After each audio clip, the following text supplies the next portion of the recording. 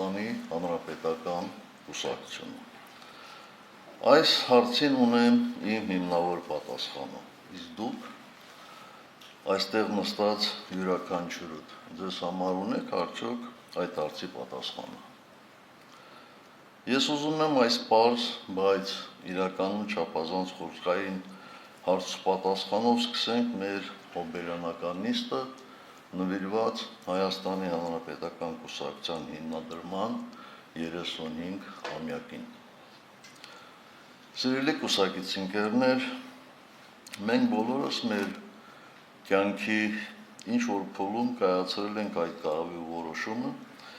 եւ իրականում դրա պատասխանից է կախված մեր հաստատակամությունը եւ հավատարմությունը մեր կատարած ընտրությանը։ Այստեղ կան մարդիկ, ովքեր կուսակցության շարքերում են նրա ստեղծված օրվանից, շատերն էլ քաղաքական թիմին միացել են տարբեր տարիների։ Եվ ես ուրախ եմ այսօր այստեղ հանրապետականի անցած դժվարին ճանապարհի այս անգրվանում ողջունելու ձեզ։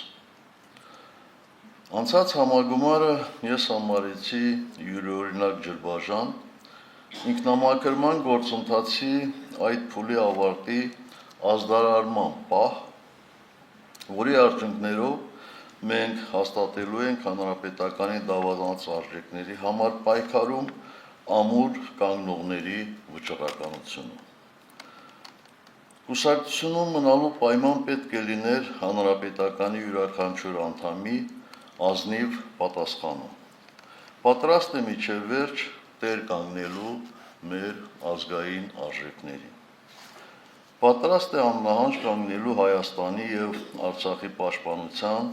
եւ ինքնիշխանության համար պայքարի դիրքերում։ Պատրաստ է մեր լեզուն, պատմությունը, մշակույթը, եկեղեցին պաշտպանելու օտարահաճո ապազգային տարրերի հարձակումներից։ Պատրաստ է տեր կանգնելու մեր ազգային արժանապատվությանը, մեր սուրբ հողին ու պետությանը եւ արժանի լինելու բոլոր ժամանակներում հանուն այդ հողի եւ պետության նահատակված մեր հերոսների հիշատակին։ Այդ օրվանից անցել է 4 տարի եւ դուք այսօր այստեղ ձեր ներկայությամբ ցույց եք տալիս, թե ջրբաժանի որ կողմում եք եւ որքանով են այդ պայմանները ձեզ համար ընդունելի։ Ես ուրախ եմ, որ կարող ենք ուղիղ նայել միմյանց աչքերի մեջ եւ ասել,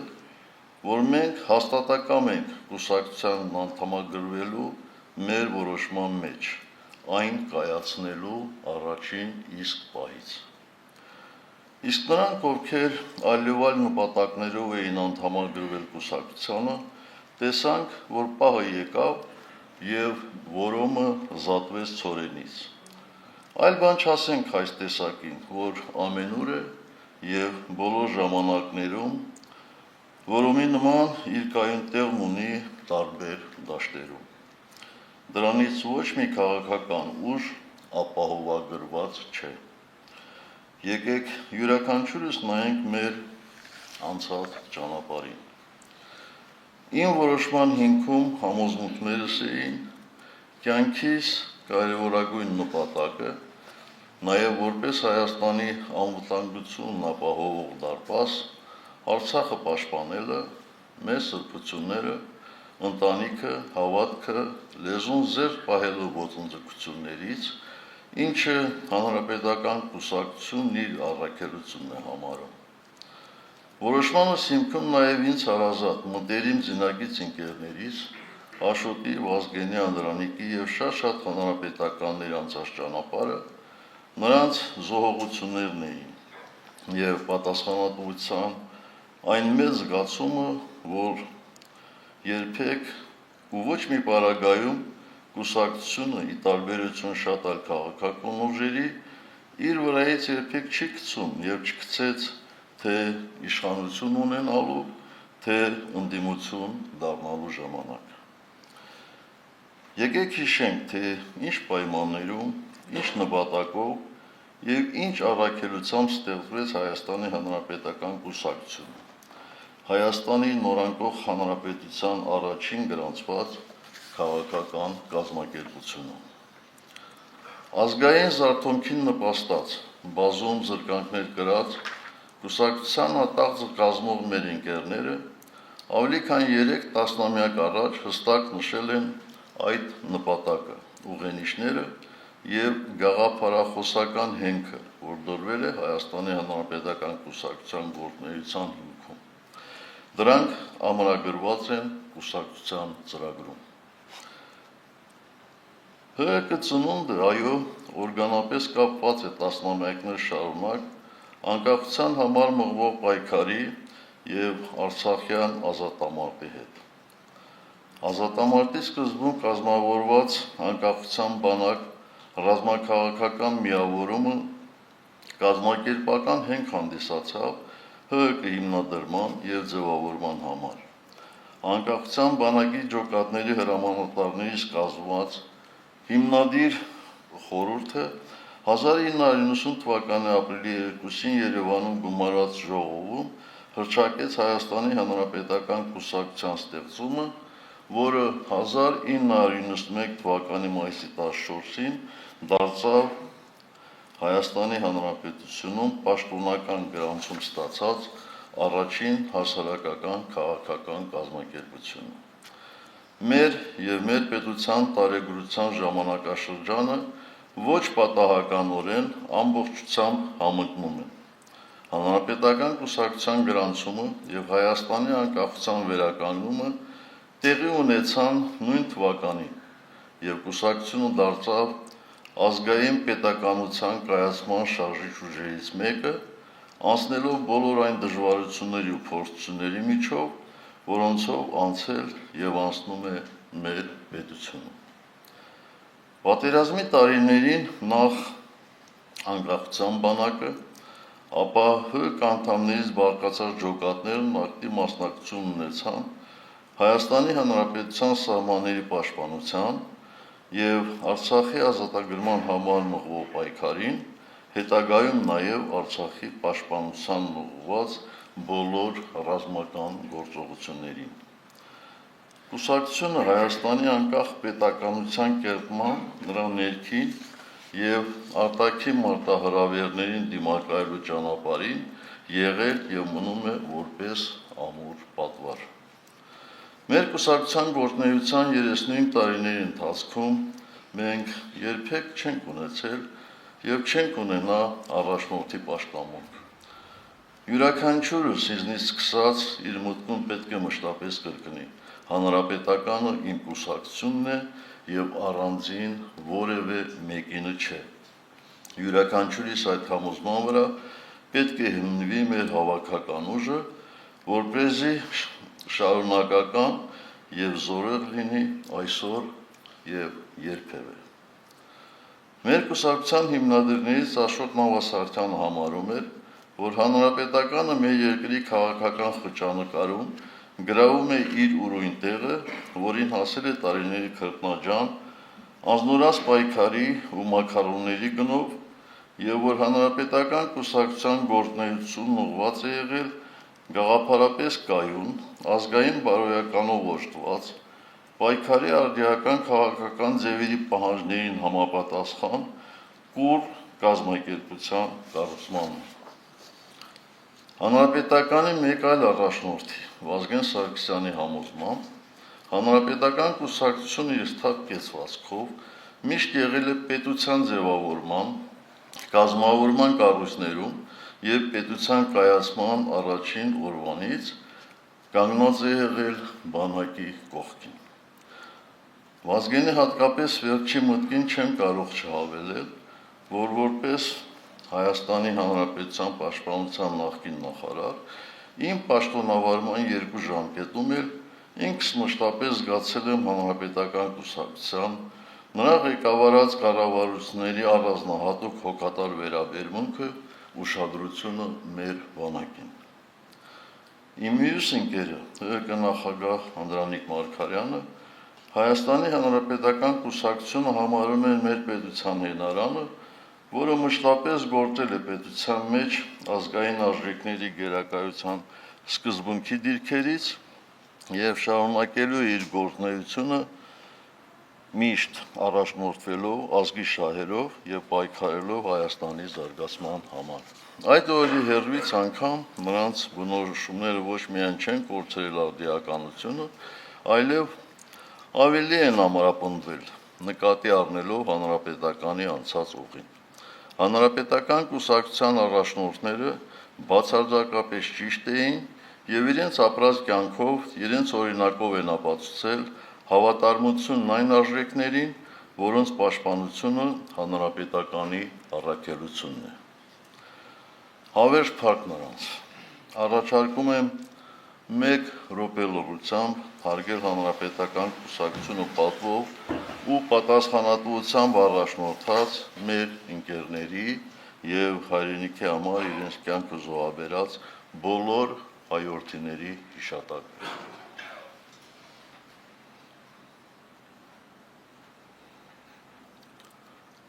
Շնորհակալ եմ։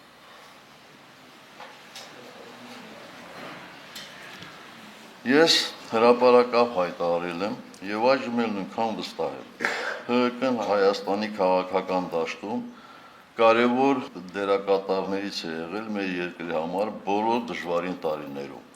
Եղել է երկրում կայունություն եւ զարգացում ապահովող առաջատար ուժերից մեկը, որը շարունակում է ամուր կանգնած մնալ ազգային արժեքների պահպանման եւ պաշտպանության դիրքերում։ Սա է, որ հանգիստ չի տալիս շատերին։ Մենք անցել ենք եւ իշխանություն ունենալու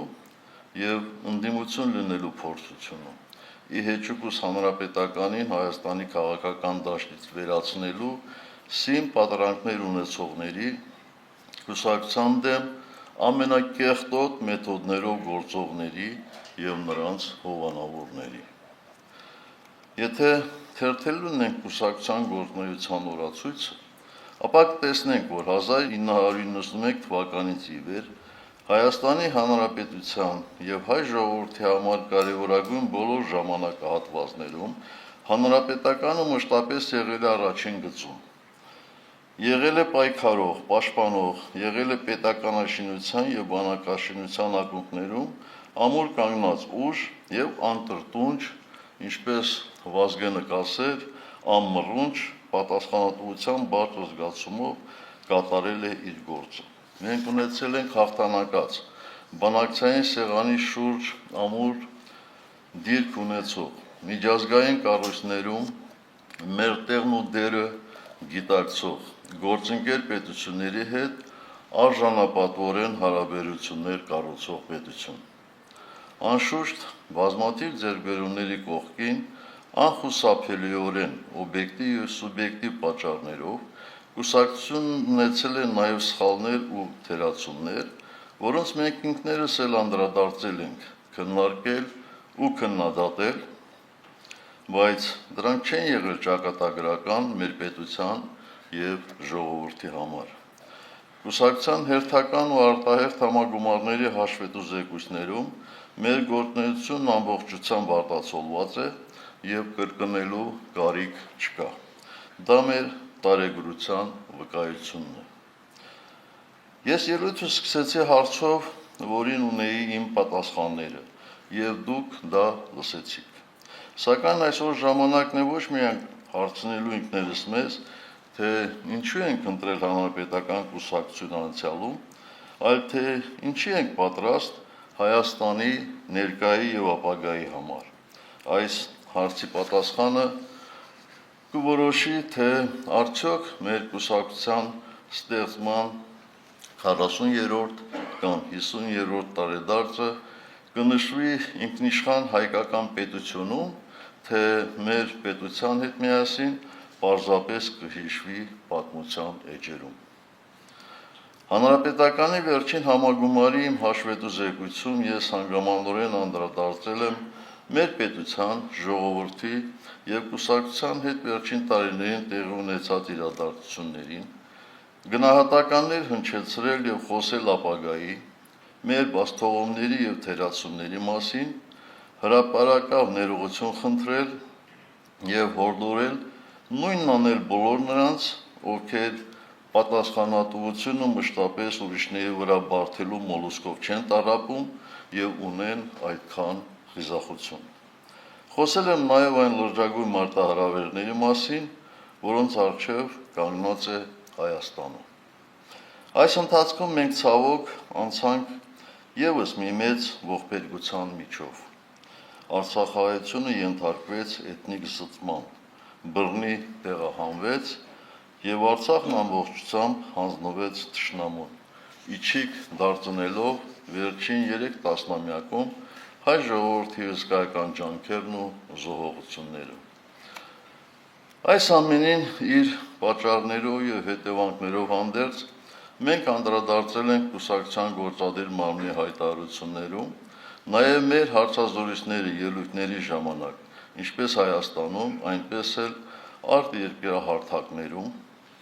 հնչեցրել ենք հիմնավոր գնահատականներ եւ ներկայացրել առաջարկություններ։ Ընդգծել ենք, որ ճգնաժամային իրավիճակները պահանջում են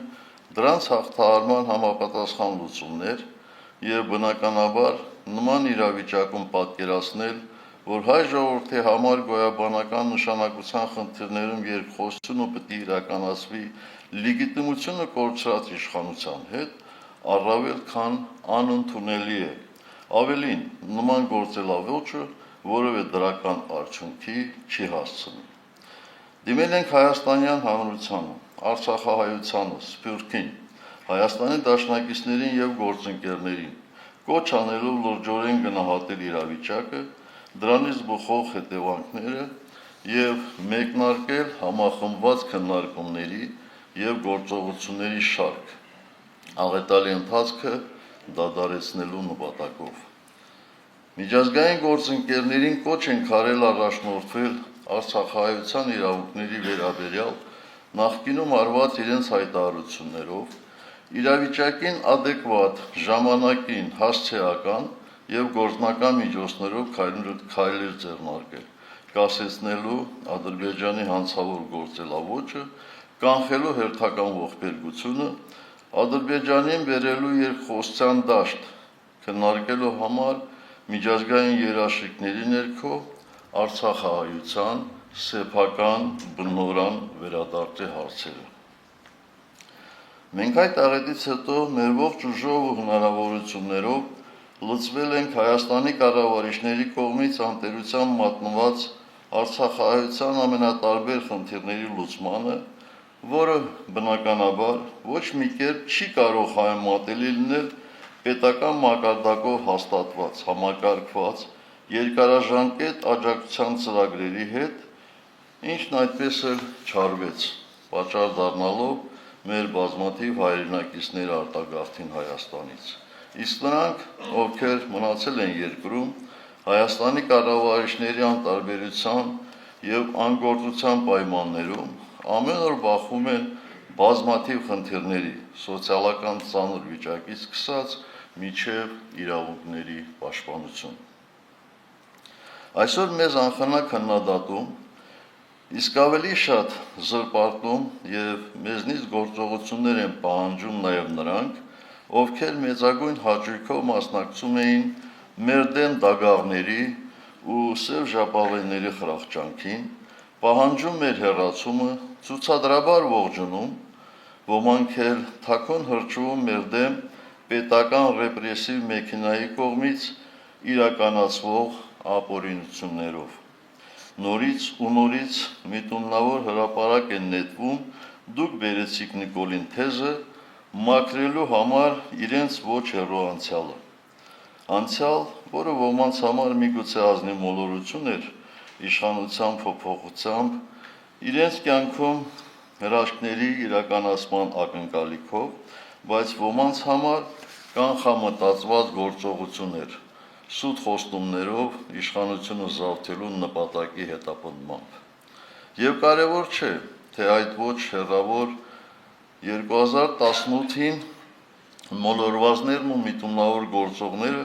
ինչպես միմյանց օգտակար եղան անձամբ իմ եւ հանրապետական կուսակցության մեր շատ ընկերների դեմ թունավոր 1937 թվականի մեթոդներով կեղտոտ արշավ իրականացնելու գործում։ Փաստ է, որ այսօր այդ տխրահռչակ իրադարձությունից 7 տարի անց փողոցում ամեն երկրորդ անցորդը անիծում ու հայհոյում է այս կապիտուլյանտ իշխանություններին, ամեն երրորդը ինքն իրեն սրանց անվերապահորեն հավատալու միամտության կամ մոլորության համար։ Թողեք թող աշխատեն թեզը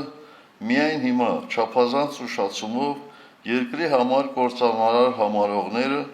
այժմ էլ որդեգրել են մեզնից մեզ պաշտպանեիք թեզը,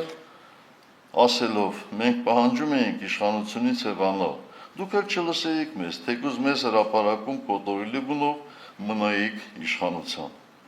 Նրանք նման բան ասողները առնվազն ազնիվ չեն, եւ ես, եւ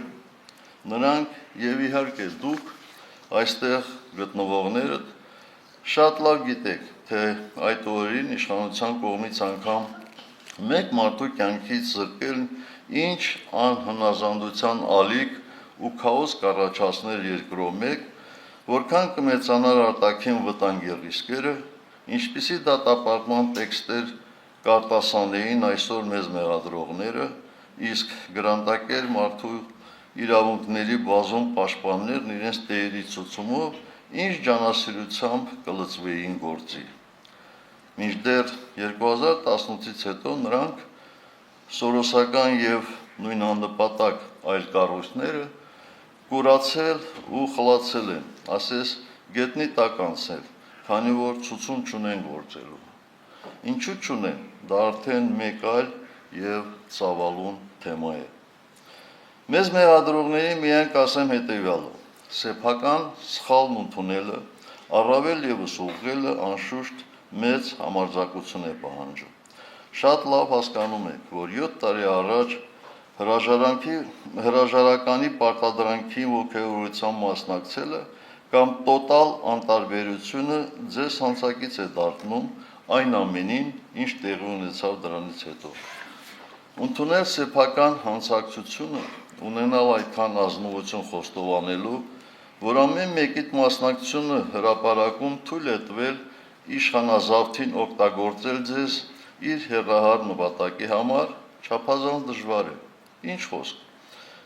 Այ ուրիշներին մեղադրել ամենահեշտն է։ Ուրեմն ինչու չգնալ հեշտ ճանապարհով։ Մեր կուսակցության վերջին համագումարին այս թեմայով անգամ ձևակերպում տվեցի, որ ես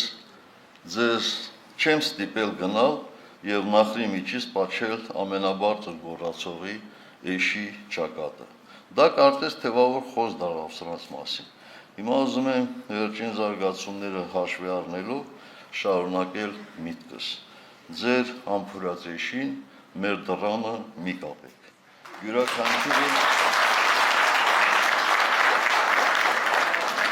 Յուրաքանչյուրը պատասխանատու է այն էշի համար, որի ճակատը համբուրել է։ Ցավոք, այս ճանապարհն են ընտրել նաև նրանք, ովքեր իշխանության հասնելու իրենց քայլերում հաջողություն չունեցան, այդ թվում պայքարի մեր երբեմնի գործընկերները, եւ պարզվում է նրանց անհաջողության մեջ ենք մենք մեղավոր։ Ինձ համար պարզ է, թե ինչու են նրանք այդպես վարվում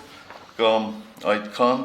փութաջանորեն քողարկում 2018-ին իշխանազավթներին աջակցելու սեփական քայլերը, իսկ միգուցե գալիք ընտրություններից առաջ պարզապես փորձում են ընդդիմադիր ձայներ փախցնել։ Երբ Հայաստանի պետականակործան կառավարիչների դեմ պայքարում մենք, մեզ մերժողների հետ կողք կողքի կանգնում էինք հրապարակում, ենթարկվում բռնաճնշումների, փողոցում պայքարում բիրտ ուժի դեմ, ունեինք այն բարձր գիտակցումը, որ այս իրավիճակում հիշացարությունը, քինախնդրությունը չպետք է ավելի կարևոր լինել, քան խորտակման վտանգի ենթակա մեր ընդհանուր նավը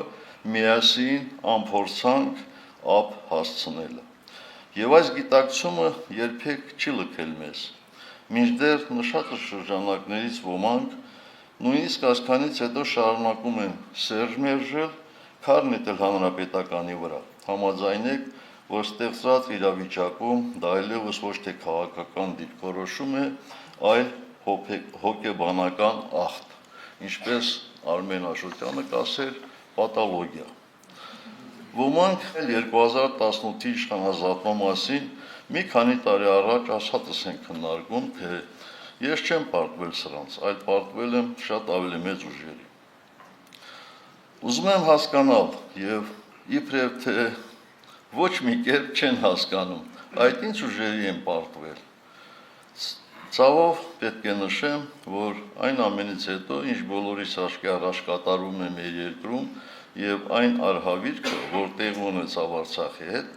այդպես էլ չբացեց նրանց աչքերն ու միտքը, որպեսզի վերջապես գիտակցեն, որ այդ պայքարում պարտվեցինք ոչ միայն ես եւ մեր քաղաքական թիմը,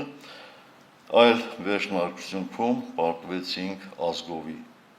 Պարտվեցինք մեր տարածաշրջանում իրենց հաշվարկներն ու ծրագրերն ունեցող եւ ամեն կերպ դրանց իրագործմանը ձգտող ուժերին, նրանց, ում ձեռնտու չէր այն կարմիր գիծը, որ մենք գծել էինք մեր ազգային շահի տեսանկյունից, նրանց, ում պատկերացումները Հայաստանի եւ Արցախի մասին չեն համապատասխանում մեր պատկերացումներին։ Նրանք Հայաստանում գտան կարմիր գծեր չունեցող իշխանության ու փողի համար ամեն ինչի պատրաստ ազգորած տականքների, ովքեր պոպուլիզմով մթագնեցին շատերի ուղերները եւ հիմա ոչ մի բանի առաջ կանգ չեն առնում, մինչեւ չիրականացնեն իրենց տերերի բոլոր պահանջները։ Որքան էլ աներկբա է, որ մենք միակ երկիրը չենք, որտեղ ներսի տականքը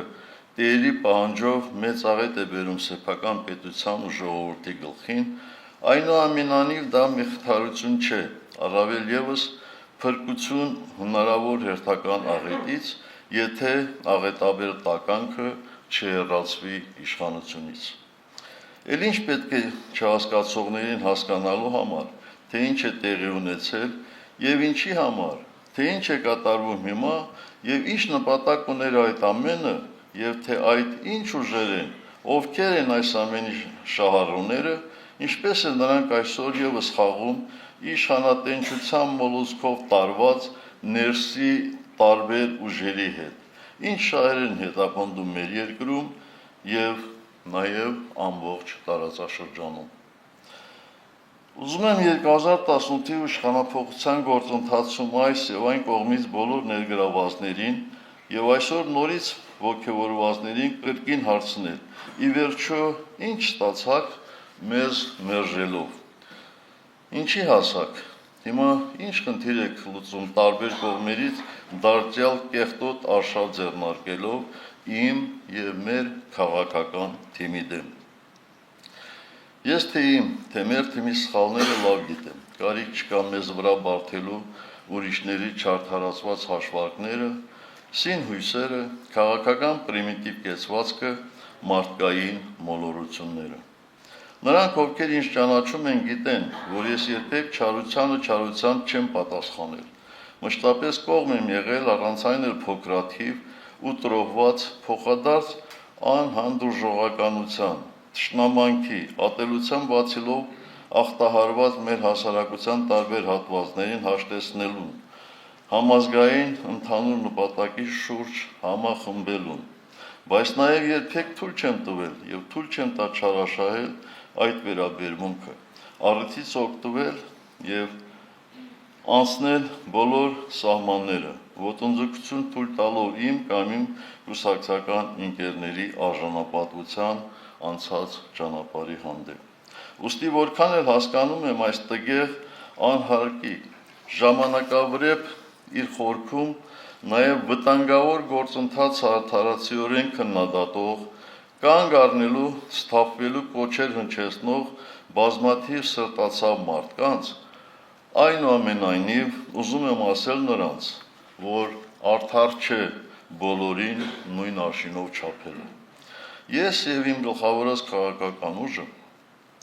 ՀՀԿ-ն հայտարարել ենք մեր պետությունը կործանման տանող միակ թիրախի եւ դրա դեմ պայքարելու անփոփոխ որոշման մասին եւ դա ուժի մեջ է լինելու մինչեւ այդ նպատակին հասնելը։ Մենք բազմից ընդգծել ենք, որ մեր բոլոր հնարավորություններով աջակցելու ենք նույն նպատակը հետապնդող ցանկացած նախաձեռնության եւ մինչ այս պահը հավատարիմ ենք այդ որոշմանը։ Դա տեսանելի է եղել ամեն օր։ Մենք երբեք կողմ չենք եղել, երբ բաղակցությամբ մեր արտաքին թշնամուն ուրախություն պատճառելու, իսկ ներսում նրանց պես մտածողների ձեռքերը տաքացնելու անխոհեմ քայլերին։ Մեր ժողովրդի ամբողջ պատմության ընթացքում ամենախայտարակ պարտությունները պառակտվածության, իրարուտոցիի եւ դավաճանության հետևանք են։ Չտեսնել սա, դաշ չառնել սրանից, սադրել ու հերթական անգամ գնալ այս կործանարար ճանապարհով նշանակում է կույր լինել մտքով։ Սա ազգային ինքնաոչնչացման ճանապարհ է։ Եվ հիշեք, ով ստով, կեղծիքով, չարությամբ, թույնով լցված կգա մեր դեմ, ճշմարտությունով կզինաթափենք։ Նրանք, ովքեր պայքարի հիմնական ուղղությունը շեղում են, հավանաբար այլ նպատակ ունեն։ Մեր նպատակակետը հստակ է եւ անփոփոխ։ Այս պահին առաջնահերթ խնդիրը կապիտուլյանտ իշխանություններից ազատվելն է։ Եթե մեզ հետ կողք կողքի երբեմնի պայքարողների նպատակն այսօր այլևս նույնը չէ, մեր ճանապարհները չեն կարող մեկտեղվել։ Ես շնորհակալ եմ իմ կուսակցական ընկերներին, համախոհներին, աջակիցներին, այս օրերին տարատեսակ զրպարտանքների ու ոչ հեռու անցյալի իրողությունների խեղաթյուրման դեմն առնելու իրենց ջանքերի համար։ Նրանց խնդրում եմ իրենց ժամանակն ու էներգիան առավելապես ուղղել մեր հիմնական գործին ամբողջ ուժով լծվելու ուղղությամբ։ Իսկ կոռեկտության բոլոր սահմաններն անցած, ճշմարտության դեմ մեղադրողների դեմ պայքարը դիտարկել որպես կուսակցական գործչի պատվախնդրություն եւ ամենօրյա սովորական աշխատանք, քանզի զանազան պատճառներով, անազնի մեթոդներով պայքարողներ միշտ էլ եղել են եւ լինելու են։ Թե որն է մեր երկրի համար այս ծանր ժամանակաշրջանում ազգային շահերի պաշտպանության դիրքերում ամուր կանգնած անառողջ հավակնություններով չտաղապող հանրապետական կուսակցության դեմ սկիզբ առած անմաքուր արշավը դժվար չէ կռահել։ Մենք հայերս չպետք է նմանվենք այն ազգերին, որոնք իրենց մեղքով իջան պատմության գերեզման։ Բոլոր բաժանարար, նույնն է թե կործանարար գծերը ջնջելու ժամանակն է։ Ընդամենը մեկ գիծ կա, որ բաժանում է չարը բարուց, սերը ատելությունից, սուտը ճշմարտությունից եւ այդ գծի հանդեպ յուրաքանչյուրի դիրքավորվելու ժամանակն է։ Հերվից հորդորներ հնչեցնելու կեղծ բարեպաշտության պահը չէ։ Եկեք քրիստոնեական բարեպաշտությամբ ազգովի միասին ու աներկբա ասենք, հրաժարվում ենք այս ռեժիմից եւ նրա ամբողջ խաբեությունից, նրա պատրանքներից, նրա խորհուրդներից, նրա ընթացքից, նրա չար կամքից, նրա չար սպասավորներից, ասել է թե չարի իշխանությունից, հրաժարվելով հրաժարվում ենք։ Այո, սա այլ բան չէ, քան չարի իշխանություն, որի գործունեության հետևանքով մեր միտքը մշուշված է, սիրտը կարծրացած։ Այլապես ցեղասպանության տեսած ազգը չի կարող այն ուրանալ, չի կարող անտարբեր լինել իր համար կյանք տված զինվորի ընտանիքի դեմ գործվող անիրավությունների հանդեպ, բայց որ ամենասարսափելին է, չարախնդալ եւ անգամ հրճվանք ապրել թշնամու բանտերում ամարտկային հալածանքների ենթարկվող իր հայրենակիցների տառապանքների վրա։ Չի կարող Արցախը ոչ հայկական համարել, չի կարող ընդհանուր գետ մեկ եզր ունենալ հակահայաստանի դվային ծրագիր եւ կեղծ գաղափարախոսություն առաջարկողների հետ։ Սա բնության ու մարդկային բարոյականության բոլոր կանոններին դեմ երևույթ է, մեծագույն մեղք, որ պետք է ապաշխարությամբ, զղջումով եւ ազգային վերազարթոնքի ճանապարհին կանգնելով մաքրվի։ Այսքանով կուզենայի փակել այս թեման։ Առայժմ անցյալում թողնելու համար կատարված իրողությունները, որ այսօր շեղում են մեզ ներկայի անելիքներից։ Անցյալը հանգամանորեն դրվագ առ դրվագ վերլուծելու, անցյալի հետ համարձակորեն աղերեսվելու առիթ բոլորը կունենան, երբ չեղոքացրած լինենք մեզ սպասվող գոյաբանական վտանգները։ Այսօր մեր կուսակցության համար այս նշանակալի հոբելյանի օրը հասկանալիորեն մենք ոչ տրամադրություն ունենք միմյանց շնորհավորելու եւ շնորհավորանքներ ստանալու, ոչ էլ հանդիսավոր միջոցառումներ կազմակերպելու։ Քանի դեռ Արցախը հանձնված է, Հայաստանի որոշ տարածքներ թշնամու կողմից օկուպացված, քանի դեռ Բաքվի բանտերում ապօրինաբար պահվում եւ ամարտկային դաժան վերաբերմունքի խոշտանգումների են ենթարկում Արցախի ռազմաքաղաքական ղեկավարությունն ու մեր բազմաթիվ գերեվարված հայրենակիցներ, պատերազմից հետո անհայտ կորած են 100-ից ավելի հայորդիներ, լրջորեն խախլված է Հայաստանի ինքնիշխանությունը, հարվածի տակ է դրված երկրի անվտանգությունները, ոտնձգությունների են ենթարկում մեր ազգային արժեքները, մենք ոչ միայն հանդիսավոր միջոցառումներ անցկացնելու տրամադրություն չունենք, այլ չենք ունենալու այնքան ժամանակ, մինչև այս աղետին չդիմակայենք։ Դուք շատ լավ գիտեք, որ քննադատության, առավել ևս ինքնակնդության պակաս մենք երբեք չենք ունեցել, եւ դա թույլ է տվել մեզ դասեր քաղել ու հետեւություններ անել, զատել օբյեկտիվ քննադատությունը կուսակցությանը ստահոդ տեղեկություններով միտումնավոր վարկաբեկելուց։ Մենք պետական ամբողջ ռեպրեսիվ մեքենան չենք օգտագործել մեզ քննադատողների դեմ, ինչպես արվում է մեր երկրում արդեն 7 տարի շարունակ։ Մեր գործունեության սկզբից ի վեր մեզ հարվածել են դրսից ու ներսից, աջից ու ձախից, հարվածել են թիկունքից միայն նրա համար, որ մենք մեր գործողությունները կառուցել ենք, հիմնված բացառապես մեր ազգային շահերի վրա, որ մենք չենք ենթարկվել այս կամ այն ինտեգրացիոն համակարգը մյուսի շահերի հաշվին ընտրելու հորդորներին եւ կարողացել ենք շատ հստակ հիմնավորել, թե ինչու։ Մեզ հարվածել են մեր իրավունքներն ու ազգային արժանապատվությունը պաշտպանելու, մեր պետությանը եւ ժողովրդին պատուհասելիք վտանգները գիտակցելու եւ արկածախնդրության չգնալու համար։ Հնարել են մեկ գիշերում որոշում կայացնելու հեքիաթը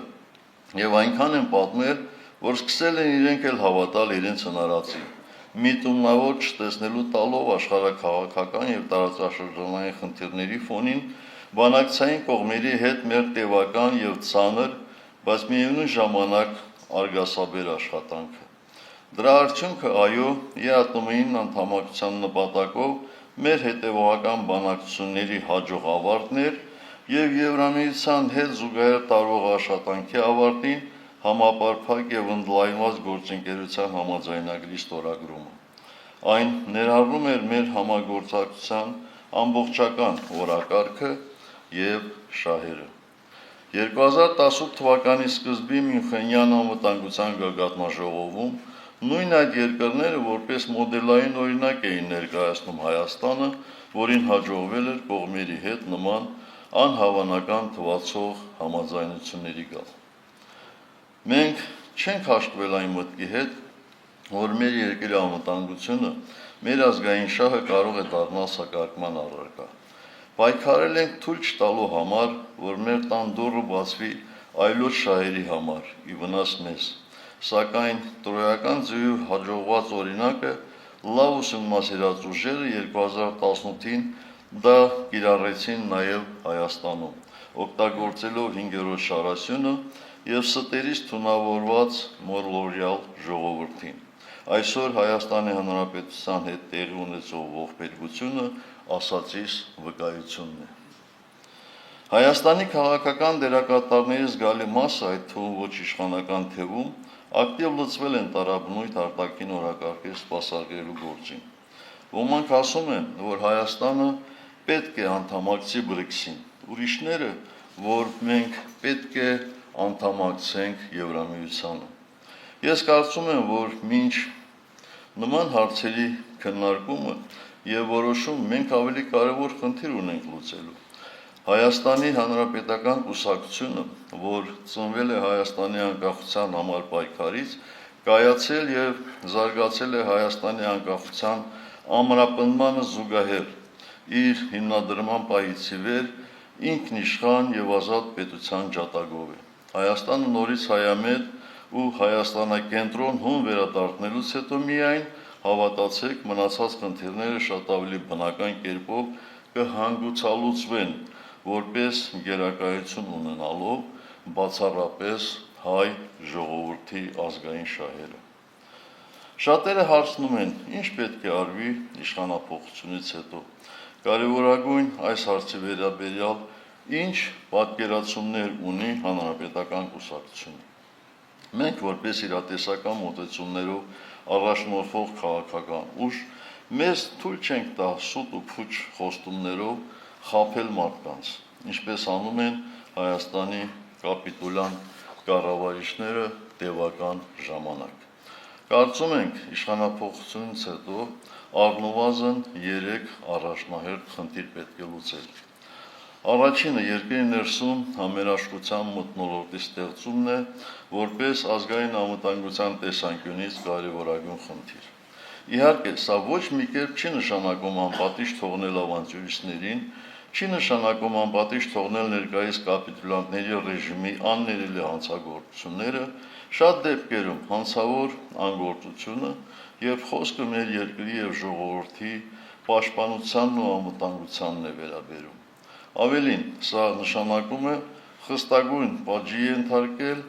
Հայաստանի Հանրապետության սահմանադրության եւ օրենքների հետ խնդիր ունեցող ցանկացած մեկին։ Իթևս այս խնդրի լուծմանը միտված բազմաթիվ քայլերի, որոնք մենք շատ լավ պատկերացնում ենք, անհրաժեշտ կլինի երկրում արմատապես վերափոխել տեղեկատվական քաղաքականությունը, վերջ դնելով հասարակության մանիպուլացմանը, բևեռացմանն ու թշնամանքի քարոզին։ Երկրորդը մեր զինված ուժերի մարտունակության վերականգնումն է 21-րդ դարի մարտահրավերներին համապատասխան։ Դա միանգամայն իրատեսական է զորքերի եւ զենքի գրագետ կառավարման, զինվորների բարձր մարտական ոգու վերականգնման, զորքերի համակողմանի ապահովման կազմակերպման, զինվորական բարձրորակ մասնագիտական կադրերով, բանակի համալրման եւ մի շարք այլ խնդիրների լուծման պարագայում։ Երրորդը մասնագիտական բարձր որակի դիվանագիտական կորպուսի ձևավորումն ու Հայաստանի Հանրապետության դաշնակիցների եւ գործընկերների հետ հարաբերությունների վերականգնումն է, տարբերակելով գործընկերներին դաշնակիցներից։ Հայաստանի արտաքին քաղաքականությունը պետք է հիմնված լինի ոչ թե ցանկությունների, այլ իրականության եւ շահերի հստակ գիտակցման ու գնահատման վրա։ Մեր երկրի արտաքին քաղաքականության նոր հայեցակարգը փոփոխված աշխարհակաղակական իրողությունների պայմաններում պետք է ամբողջովին պաշտպանի մեր ազգային շահերն ու արժեքները, սահմանելով հստակ առաջնահերթություններ եւ նպատակներ։ Արցախյան հիմնախնդրի միջազգայնացման նոր ռազմավարություն է անհրաժեշտ, որն ունենա իրավական, քաղաքական եւ հումանիտար բաղադրիչներ, ներառելով նաեւ արցախայցյան իրավունքների պաշտպանության եւ հայրենիք վերադարձի միջազգային օրակարգ։ Իսկ անդամակցել BRICS-ին, թե ձգտել Եվրամիության անդամ դառնալ, այս երկընտրանքը մենք միշտ ունեցել ենք եւ մշտապես ելել ենք մեր պետության ու ժողովրդի շահերից։ Այդ պատճառով է, որ լինելով Եվրասիական միության անդամ, մեզ հաջողվեց Եվրամիությանից ստորագրել համապարփակ եւ ընդլայնված գործընկերության համաձայնագիրը։ Երկու կողմերի հետ էլ մենք զարգացնում ենք փոխշահավետ հարաբերություններ, ամրապնդելով երկխոսությունը երկուստեք հետաքրքրություն ներկայացնող բոլոր ոլորտներում։ Սա չափազանց կարևոր էր նաեւ մեր անվտանգության ապահովման եւ արցախյան հակամարտության խաղաղ ու արժանապատիվ կարգավորման տեսանկյունից։ Մեր այս քաղաքականությունը քննադատվել ու քարկոծվել է տարբեր շրջանակների կողմից, բայց Փառք Աստծո այսօր հենց այդ քաղաքականության շնորհիվ է Հայաստանի տնտեսությունը փրկվել փլուզումից։ Սա ակնհայտ եւ անմիջելի իրողություն է մասնագիտական բոլոր շրջանակների եւ բազմաթիվ տնտեսվարող սուբյեկտների համար, որոնք այդ քաղաքականության արդյունքներն ուղղակիորեն զգում են իրենց գործունեության ողջ ընթացքում։ Աշխարհում փոխվում եւ գլխուղար շրջվում են ժողովրդավարությանը, մարդու իրավունքներին, համամարտկային այլ արժեքների, միջազգային կոնվենցիաներին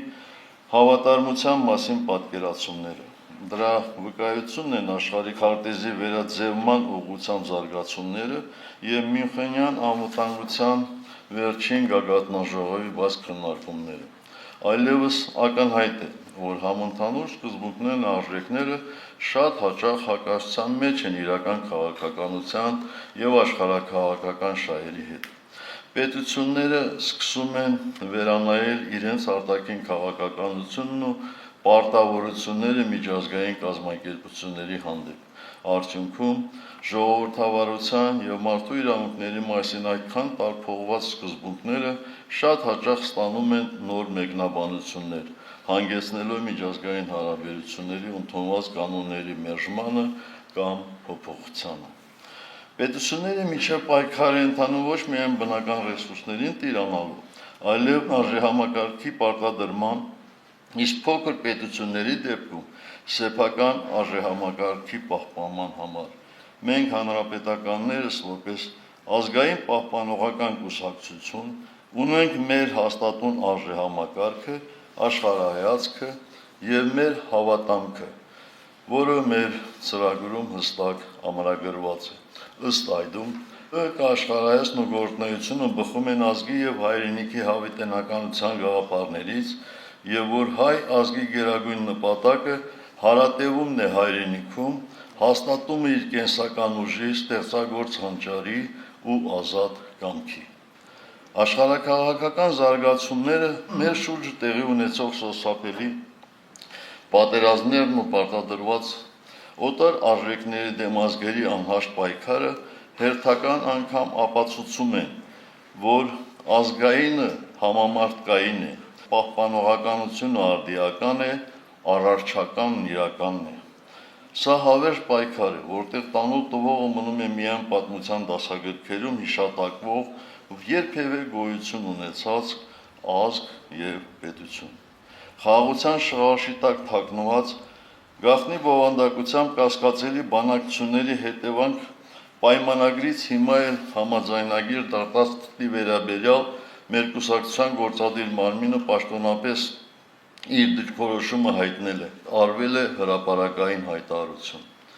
Կրկնելու հարկ չկա, միայն հավելեմ, որ խաղաղության համաձայնագիր բառակապակցության երկու մասերն էլ մեղմ ասած վիճելի են, մոլորեցնող եւ իրականությունից հեռու։ Չմոռանանք նաեւ, որ համաձայնագիրը պետք է ունենա առնվազն երկու կողմ, իսկ այսօրվա գործընթացում միայն մեկ կողմ է երևում՝ Ադրբեջանը, որը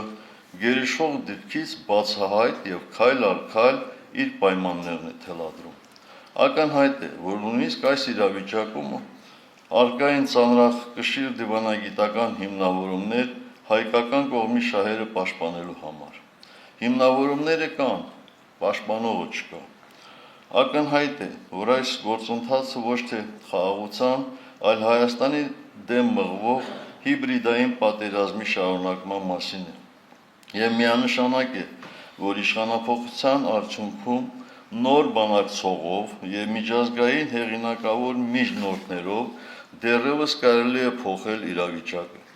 Բանակցային գործընթացը պետք է վերադառնա պետության արտաքին քաղաքական օրակարգ, իսկ գործող վարչախմբի գործողություններն արժանանան նաեւ համարժեք իրավական գնահատականի։ Հայաստանի Հանրապետական կուսակցությունը ընդամենը օրեր առաջ արձագանքելով Լեռնային Ղարաբաղի հակամարտության վերաբերյալ Հայաստանի արտաքին գործերի նախարարություն կոչվող հիմնարկի վերջին մեկնաբանությանը վերահաստատեց իր դիրքորոշումը, որ Լեռնային Ղարաբաղի հակամարտությունը լուծված չէ, որքան էլ կապիտուլյանտ վարչախումբը ձայնակցելով Ադրբեջանին այդպես ներկայացնի։